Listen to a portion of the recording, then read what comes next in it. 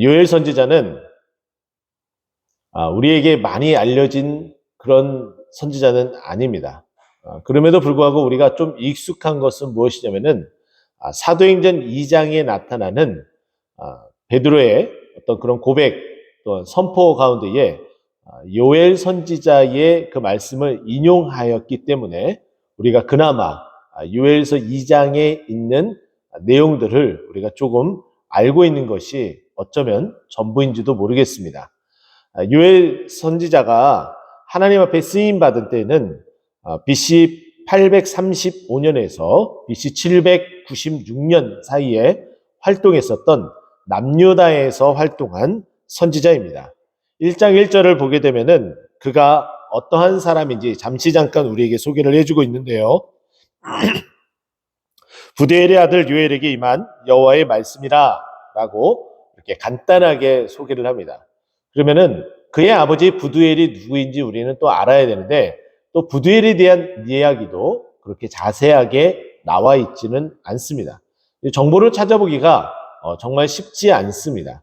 하지만 분명한 것은 하나님께서 긴급한 때에 하나님의 한 사람을 들어서 하나님의 메시지를 전달한다라는 것은 매우 우리가 귀담아 들을 필요가 있고 하나님은 알려지지 않는 사람들을 통해서도 사용하신다라는 것을 우리는 꼭 기억하고 우리는 미약하고 또 아주 작은 존재이고 또 부족한 존재이지만은 하나님이 이와 같이 우리를 들어 써주신다라는 것을 우리는 함께 기억하며 오늘 말씀 가운데 들어가기를 간절히 소망합니다.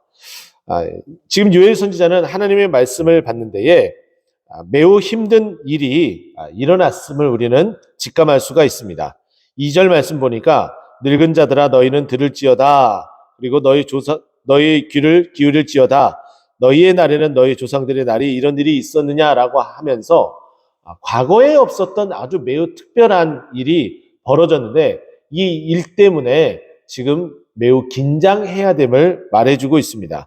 그 일에 대한 그 내용을 3절에서는 너희만 이것을 보고 느끼고 하는 것이 아니라 이것을 계속해서 후대에게 전하여서 이런 일이 있었을 때에 하나님이 어떻게 역사했는지를 알려주고 또 알려줘서 그들의 그 신앙을 잃지 말아라라는 의미로서 이렇게 말해주고 있습니다. 그러면 그 내용이 무엇이냐? 4절 말씀이 그 내용을 비유적으로 이야기를 하는데 팥중이가 남긴 것은 메뚜기가 먹고 메뚜기가 남긴 것은 느치가 먹고 느치가 남긴 것은 황충이 먹는다라고 이야기하며 무엇인가 계속해서 어려움들이 찾아오는데 그 어려움이 끊임없이 되새어지고 계속해서 연이어서 그 어려움들이 찾아옴을 우리에게 말해줍니다. 그런 가운데서도 어떻습니까? 그것으로 말미암아 5절에 보니까 우리가 즐기고 또 원하고 했었던 그 모든 것들이 이제 다 끝나버렸다. 다 이제 그것을 할 수 없게 되었다라고 말하고 있습니다. 근데 그 이유는 정확하게 우리가 6절 말씀을 체크하면 좋은데요. 다른 한 민족이 내 땅에 올라왔음이로다. 그들은 강하고 수가 많으며 그 이빨은 사자의 이빨 같고 그 어금니는 암사자의 어금니로다. 도저히 벗어날 수 없는 정말 날카로운 힘이 강대한 그런 한 나라가 찾아왔음을 말해줍니다. 이것은 우리가 후일에 바벨론이 이렇게 올라와서 계속 휘몰아쳤었던 그 내용들을 말하고 있습니다. 이들이 올라와서 행한 것은 우리가 마지막 그 시드기야 왕이 어떠한 상황 가운데 있었는지 우리가 말씀을 통해서 들었던 것처럼 매우 잔악한 학살을 행하는 모습을 볼 수가 있고 또 한 가지는 오늘 본문 말씀을 통해서 포도주가 다 끊겨졌음을 그러니까 농사를 하고 또 우리가 먹어야 될 그 음식들마저도 다 약탈해가는 상황 학살과 약탈이 자행됐다면 그것뿐만 아니라 더 나아가서는 9절 말씀 가운데에 소재와 전제가 여호와의 성전에서 끊어졌다. 학살과 그리고 약탈 또 거기에다가 더 나아가서 하나님 앞에 예배드리는 것도 끊쳐지는 상황이 돼버린 거예요. 할 수 있는 것은 아무것도 없는 상황이 되어버렸죠. 정말 힘들고 어려운 상황이 되었습니다. 이와 같이 돼버리니까 12절 마지막에 보면은 그것을 아주 간단한 한마디로서 요약해서 표현을 해주는데 12절 마지막에 보면은 이러므로 사람의 즐거움이 말랐도다. 사람과의 관계, 교제를 통해서 또 그 나눔을 통해서 즐거웠었던 그 일들이 단절되어지고 또 우리가 먹는 즐거움 그것도 역시 이제 없어짐으로 말미암아 힘들어지고 어려워졌으며 또 하나님 앞에 나와 예배하는 그 기쁨마저도 완전히 사라진 상태. 그래서 12절 마지막에 보니 사람의 즐거움이 말랐도다라고 이야기를 하며 정말 참담한 상황 가운데 있음을 우리에게 알려주고 있습니다. 그날이 15절, 오늘 본문 말씀에 나타나는 15절을 보면은 슬프다 그날이여 여호와 날이 가까웠다 하므로 이 날이 결국은 여호와의 날임을 우리에게 말해주고 있습니다. 성경에 나타나는 여호와의 날은 대부분 심판의 날로서 우리에게 설명을 해줍니다. 근데 이 심판의 날, 이 여호와의 날은 동전의 양면성과 같아서 우리에게 두 가지를 전달해 주고 있는데요. 하나는 빨리 회개하며 나와야 된다. 너희들이 이제 곧 심판을 받고 멸망한다라는 것을 이야기해 주고 있고 또 다른 하나는 그 심판의 날에 너희가 돌이키고 돌아오면은 하나님께서 회복해 주실 것이다. 이와 같은 메시지를 담고 있는 것이 여호와의 날 그 심판에 대한 하나님의 메시지입니다. 자, 그러면 하나님께서 이 여호와의 날에 이 참담한 이 상황 가운데에 우리에게 어떠한 말씀을 하고 있는지 우리가 먼저 13절을 보게 되면은 이렇게 이야기합니다.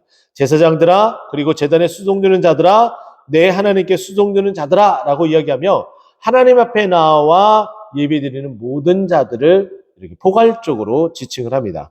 그러면서 지금 우리에게 요구하는 것은 무엇이냐면은 너희는 와서 굵은 베옷을 입고 밤이 새도록 누울지어다 그리고 슬피 울지어다 소제와 번제를 너희 하나님 성전에 드리지 못하기 때문에 너희는 그곳에서 누워 있어야 되고 슬피 울어야 된다라고 우리에게 말해줍니다. 이 말씀을 통해서 다시금 이렇게 살펴보면서 우리가 힘들고 조금은 어렵지만 2주간을 통해서 교회 부흥과 우리 가정의 회복 또 우리 자녀들을 위한 이 2주간의 저녁 기도회 매일같이 하는 이 저녁 기도회를 참 잘했구나. 이것이 우리에게 던져주는 메시지이구나. 그것을 다시 한번 확실하게 깨닫게 됩니다.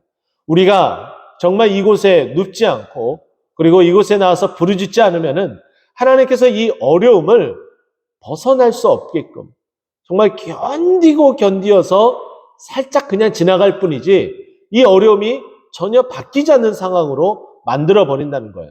하지만 어떻습니까? 하나님의 이 말씀과 이 명령대로 우리가 주님 앞에 나와서 부르짖고 누워서 하나님 앞에 매달릴 때에 하나님께서 큰 역사를 이루시되 제가 말씀드렸던 것처럼 이 심판의 날이 우리가 주님 앞에 자복하고 나올 때에 회복의 날로 바뀌어지게 될 줄 여러분 믿으시기 바랍니다. 14절에는 더 나아가서 너희는 금식을 정하고 그리고 성회를 소집하고 여호와의 성전으로 모으고 여호와께 부르짖으라 기도하라고 이야기를 해요. 금식 기도까지 하라고 해요. 제가 말씀드렸죠. 금식 기도는 무엇이라고요? 내 생명과 바꿔야 될 정말 중차대한 일입니다. 하나님 내 목숨을 앗아가더라도 이것만큼은 꼭 들어주시옵소서 라고 기도하는 것이 금식 기도입니다. 근데 하나님은 우리의 생명을 살리기 위해서 그 아들 예수 그리스도를 우리에게 내어 주셨습니다. 근데 그렇게 내어주신 분이 우리가 생명을 내어놓고 기도하는데 우리의 생명을 가지고 가실까요? 아니겠죠. 우리를 정말 위해서 그 생명을 위해서 예수 그리스도를 주셨던 것처럼 정말 우리의 그 생명 내어놓은 그것을 위해서 하나님께서 들어응답해 주시기 때문에 그래서 금식 기도에 힘이 있는 겁니다. 그래서 금식 기도를 하라고 우리에게 이렇게 얘기를 해요. 그래서 15절 보니까 멸망같이 전능자에게로부터 이 심판이 이르기 때문에 그분에게 나아가서 그렇게 금식 기도까지 해라라고 이야기를 합니다. 그러면서 16절 보니까 먹을 것이 우리 눈앞에 끊어지지 아니하였느냐. 이거는 앞절에서 우리가 봤던 것처럼 그와 같은 상황 때문에 우리가 기도해야 된다는 거죠. 또 우리 하나님의 성전에서 끊어지지 아니하였느냐. 정말 하나님 앞에 먹을 것이 다 떨어지고 또 예배도 멈춰진 이 상황들 그 상황을 안타까워하며 회복을 위해서 기도해라 라고 이야기를 합니다. 자, 그러한 상황이 또 어떠한지 한번 볼까요? 17절 말씀입니다. 씨가 흙덩이 아래에서 썩어졌고 창고가 비었고 곡간이 무너졌으니 이는 곡식이 시들었음이라. 정말 이 상황이 바닥까지 간 거예요. 아무것도 할 수 없는 정말 그 바닥 가운데 진짜 바닥까지 내려갔습니다. 심지어는 가축들도 먹을 것이 없는 상황이에요. 18절 이야기를 하죠. 가축이 울부짖고 소떼가 소란하니 이는 그 꼴이 없음이라. 양떼도 피곤하도다 라고 이야기를 합니다. 정말 상황은 암담하기 그지없습니다. 근데 그 상황에서 해야 될 일을 우리에게 알려주셨어요. 그것은 다름 아닌 기도입니다. 기도를 하라고 우리에게 말씀하고 있죠. 19절 말씀입니다. 여호와여 내가 주께 부르짖으오니 불이 목장의 풀을 살랐고 불꽃이 들의 모든 나무를 탔음이로다. 20절 들짐승도 주를 향하여 헐뜯기오니 시내가 다 말랐고 들의 풀이 불에 탔음이니라. 지금 먹을 것은 다 약탈되었습니다. 그리고 잔악하게 바벨론에 의해서 하나님의 백성들이 다 짓밟혔습니다. 정말 더 중차대한 일은 하나님의 그 성전에서 예배드리는 일이 멈춰졌다는 거예요. 근데 이제 그것을 위해서, 그 회복을 위해서 하나님께서 일으켜주기 위해서 기도하라는 거예요. 우리가 기도의 그 방향을 설정을 했습니다. 우리가 한두 사람의 어떤 간절함을 바라고서 시작한 것이 아니라는 거죠. 교회 부흥을 위해서 함께 기도합니다.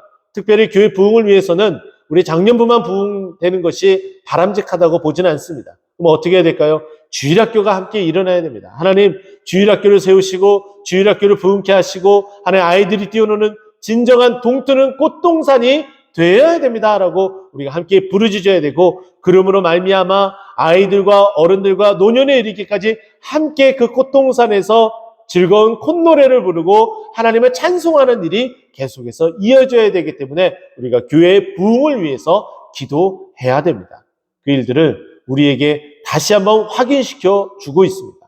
하나님, 막막하고 그리고 암담한 이와 같은 상황이지만 하나님 상황을 보지 않게 하여 주시고 우리가 보는 눈은 우리를 회복시키시고 우리를 일으키시는 그 주권자 우리 주 하나님을 바라보게 하여 주시옵소서라고 주님을 바라보고 주님께 부르짖으며 나아가는 우리 모두가 되기를 예수 그리스도의 이름으로 축원드립니다. 기도하겠습니다.